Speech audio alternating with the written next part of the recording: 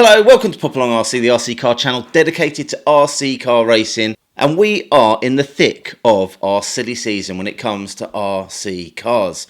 The summer is here, the weather's been absolutely fantastic, and this means we get out a lot more. So in the last 3 weeks, I've just sort of tallied it up in my head, I have been driving 21 different cars. Now, some of those cars, most of those cars are mine. Some of them belong to friends of the channel. So let's take a look at what I've been up to over the last 3 weeks, which cars I've run, and how much damage has been done. So where to start? Now, as you can see over here, we have got this fantastic stadium truck. This is my ST2, which I ran at the Hearts Club. I ran this and I also, whilst I was there, ran my Super Hot Shot, my Wheel Speed RF3 TLR conversion, and my Schumacher LD3. So on one night I ran 4 cars because we had a good hour of free practice, but then for the race meet I actually run the truck. I've had a look over the truck and thankfully all is in order, no spares, no repairs, nothing needs doing to the truck, and also the LD3, the RF3 survived the evening just fine, and also the Super Hot Shot at that point was all in one piece. So that is where we begin. Moving on, in the summer we hire out a field, and this is where we do hours and hours and hours of play. We have a grass track, and it's an opportunity for us just to get some practice in, have a nice evening, have a bit of a laugh. Me and Mark just take all the batteries we have and just put them through all the different cars. So the cars that I've run there would be the FTX Apache, the FTX Zorro, the Super Hot Shot, the Hot Shot, the Lunchbox, and then Mark and I've obviously Mark's taken his car, so I've also been running the FTX Carnage. Really impressed with that car. It's done a great job on the grass tracks. The PG Tips PTG1, the LC racing car. Again, this is performing really well on grass. A really nice car to drive. I think it'll be an ideal buggy to run over at the Mill End track. Really decent buggy for the money. But the main cars that we use at our little Popalong playground in the summer are our Corally cars. Now, we took with us this time round my Sparks, Mark's Sparks, the Syncro, the Muraco and the Asuga. So I had a couple of goes of the Asuga. Not my favourite car, if I'm honest. I much prefer running the Muraco, which is an absolute animal. It's a beast of a car going around that track. But the most time spent on track was probably with the Corally Sparks.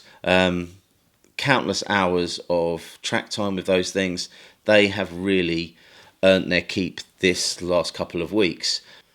So as for the FTX Apache and the FTX Zorro, these cars have been used really hard over the last 2 years, and there is definitely signs of wear and tear and a few bent and buckled bits. They still run, they still move, but they definitely need a little bit of TLC. So let's have a quick look and see what I need to do there.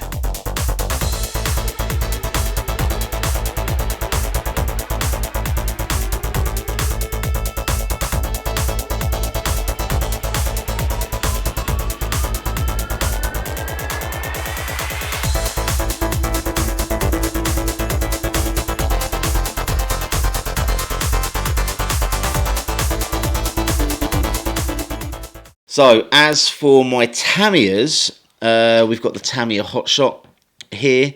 I've actually lost one of the rear dog bones for that. It's popped out and I was unable to find it on the grass. And as for the Super Shot has a slightly different setup with the shocks at the front, where the shocks mount quite high up. There's a spacer and a screw that screws in.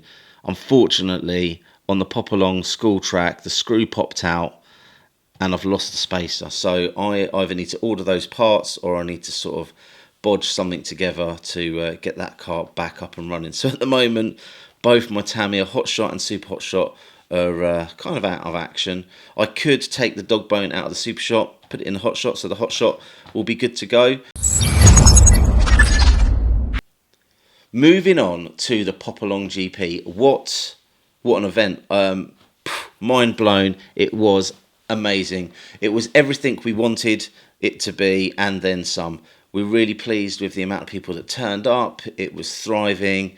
We had a good balance of youngsters there trying out RC for the first time, racing on the track.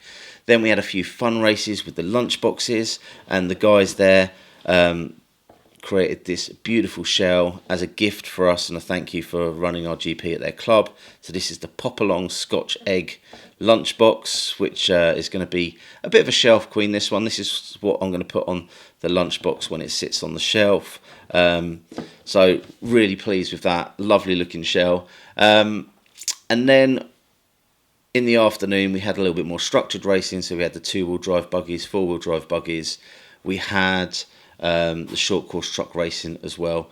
Just an absolutely brilliant event and lots of fun vibes. So let's take a look at the cars that I was running at this event. So first of all, it was the Zorro and the Apache, which are my go-to cars. I absolutely love these cars and I run them as often and as frequently as I can. Great value straight out of the box. However, these are ready to run cars, and Pitman Dave, he was there, and he had brought along a couple of short course trucks, but these are sort of pro spec short course trucks, and I had the opportunity of running both of these cars, and they're fantastic. Absolutely love driving them. So one was a Techno and the other one was a Lossy. Just brilliant cars. I ran the Lossy in the B final, started last on the grid. I think after 2 laps I'd lapped everybody, so I bumped myself up to the A final. As I was kind of hosting the event, I thought, as I haven't actually been out and raced yet, I'm going to just sort of have a bit of fun in the short course trucks. But that Pro Buggy was just so good. With regards, second place went to the Apache of Paul Land. I think it was another Apache in 3rd place and another Apache in 4th place. It's fair to say the FTX Apache is sort of the go-to car at that club. Great fun, and I do wish actually that I was running my Apache, because it would have made the racing a little bit more interesting for me, as the TLR just kind of run away with it a little bit. So we move on to the vintage class there, and Mark was running in the vintage class, and he was running his Yokomo, or Pitman Dave's Yokomo YZ10. Fortunately, they let me have a go, so I got to take that one out, and it was a really nice drive. Steve Davis was there with the Gollum-mobile, which is a Kaisho Javelin. This is probably the car I am going to be using at this year's revival. So therefore, I took that out for a few laps, and again, really nice to drive. Really enjoyable driving experience. And also Ben, who did a great job on the day running race control at the GP, was running his Kaisho mid, and he let me have a go of that. Again, really nice drive, really enjoyable. So there's quite a few cars I got to drive in addition to my collection at the GP.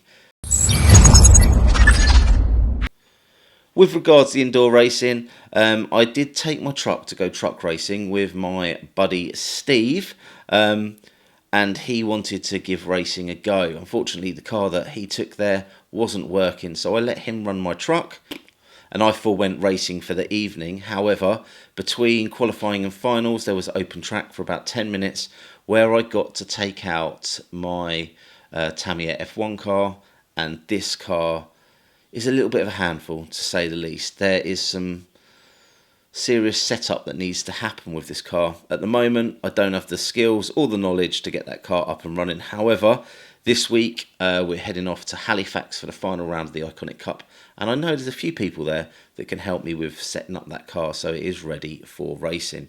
So if you're interested in F1, do watch this space, because that car is definitely going to be hitting the tracks with vengeance very, very soon. As for the lunchbox, damage done, Not a lot actually. It's been used, obviously we used it at the Popalong track, and I've also caught Mark on camera enjoying driving the lunchbox. That's right, he says on camera he hates it, but in reality he put the biggest smile on his face. I was watching him drive it round, it was quite amusing. So that car actually doesn't seem to be any issues with it. All I would say is where I've upgraded to the alley parts, there's a couple of screws that have come a little bit loose, so I'm going to get some Loctite and tighten those up. But other than that, the car is looking awesome. So the only other car that I ran on the day was the RB10. Again, fantastic, ready to run out the box. Didn't use it as much because I was having an issue with the lunchbox race.